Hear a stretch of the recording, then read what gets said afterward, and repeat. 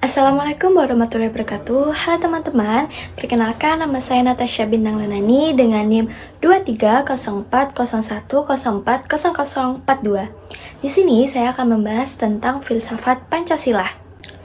Nah, apa sih makna dari filsafat Pancasila itu sendiri? Menurut saya, filsafat Pancasila ini sebagai dasar filsafat negara. Yang Pancasila ini memberikan dasar etis dan moral dalam penyelenggaraan negara. Nah, filsafat Pancasila ini sendiri menjadi sumber nilai tertinggi yang menuntun pembentukan hukum, kebijakan publik, dan juga perilaku aparatur dari negara sendiri. Nah, dalam makna filsafat Pancasila ini sendiri, Pancasila ini bukan hanya sebagai simbol, tetapi juga menjadi pondasi konseptual yang mengakar pada dalam kehidupan berbangsa dan bernegara.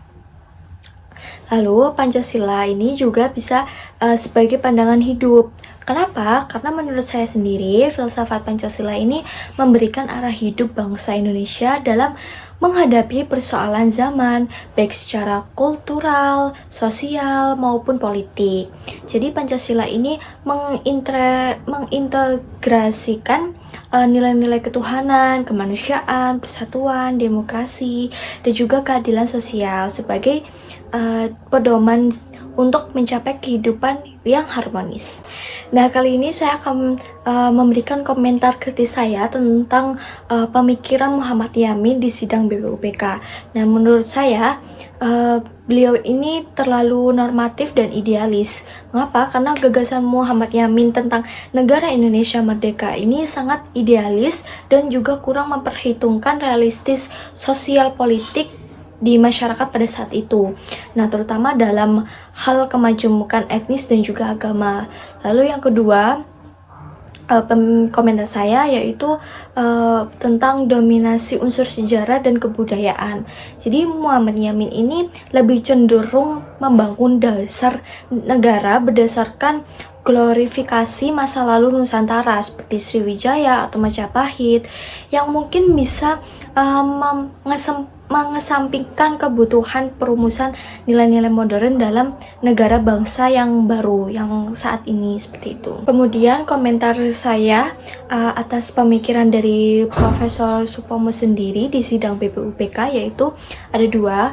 Menurut saya yang pertama yaitu konsep negara integralistik yang membatasi individu, di mana Supomo ini cenderung menganut gagasan negara integralistik yang mengabaikan pentingnya jaminan hak-hak individu. Ini menurut saya berpotensi menempatkan negara sebagai entitas yang terlalu dominan atas warga negaranya. Kemudian yang kedua yaitu minimnya perhatian pada demokrasi liberal. Jadi beliau ini tidak banyak memberikan ruang pada prinsip-prinsip demokrasi konstitusional dan pembagian kekuasaan, yaitu yang justru menjadi fondasi penting dalam pemerintahan modern untuk mencegah otoritarisme itu sendiri.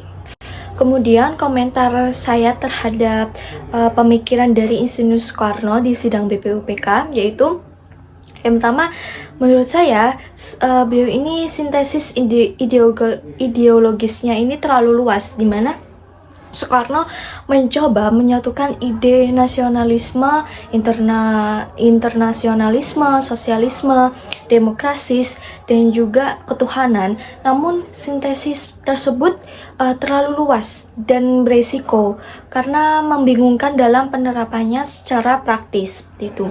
Lalu yang kedua yaitu minim detail dalam konsep implementasi, di mana di pidato Soekarno ini yang penuh retorika tidak disamakan dengan penjabaran sistematis mengenai bagaimana nilai-nilai Pancasila ini akan diterapkan dalam sistem ketatanegaraan.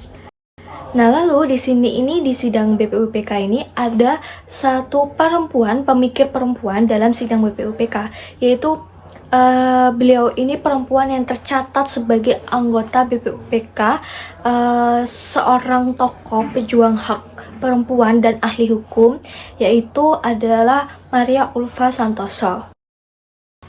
Nah, di sini Maria Ulfa telah menyumbangkan pemikiran perempuan di dalam sidang BPUPK.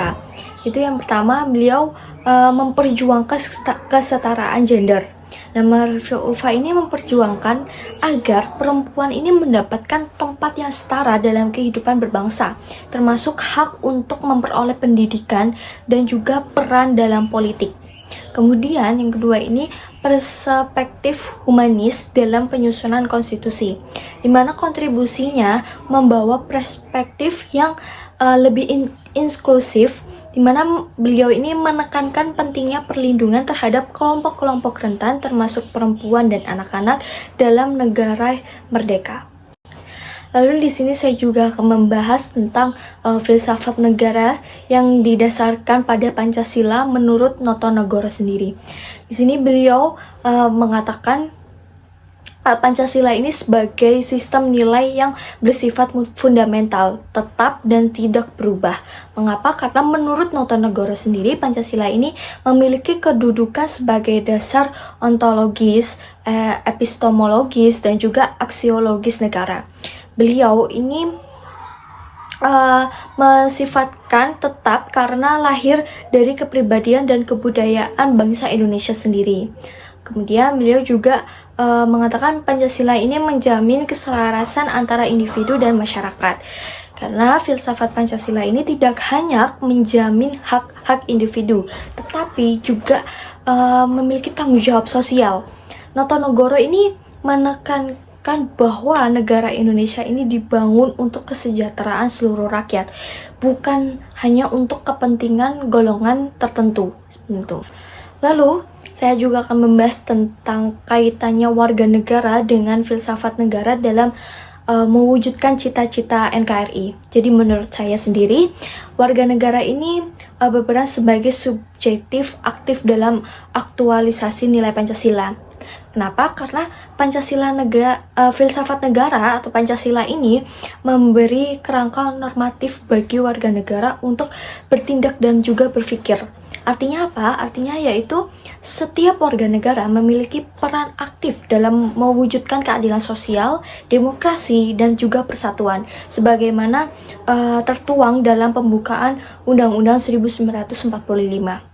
Dan juga menurut saya partisipasi dari warga negara ini sangat penting dalam persyaratan utama untuk mencapai sebuah tujuan negara.